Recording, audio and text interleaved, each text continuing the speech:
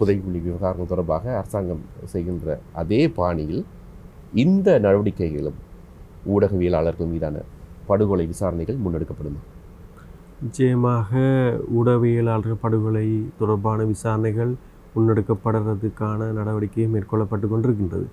செம்மணி தொடர்பாக நீங்கள் அறிந்திருப்பீங்க. செம்மணி தொடர்பான கடந்த கால அரசாங்கங்கள் செம்மணி அந்த புதைகுழியை தோண்டுவதற்காக அதனை விசாரணை செய்வதற்கான எந்த ஒரு முயற்சியும் மேற்கொள்ளவில்லை. சில உடலங்களை கண்டுபிடித்ததன் பின்னர் அவர்கள் உடனே அந்த நடவடிக்கையை நிறுத்தி விட்டிருந்தார்கள். ஆனால் இன்று தேசிய மக்கள் சக்தி அரசாங்கம் இதற்கான அந்த நடவடிக்கையை முன்னெடுப்பதற்காகவும் அதற்கு தேவையான நிதிகளை விடுவிப்பதற்காகவும் அரசாங்கம் என்ற ரீதியிலே நாங்கள் நடவடிக்கைகளை மேற்கொண்டிருக்கிறோம். மட்டக்களப்பிலே ஒரு படுகொலை புதைகுழி ஒன்று இருப்பதாகவும் அறியப்பெற்றிருந்தது.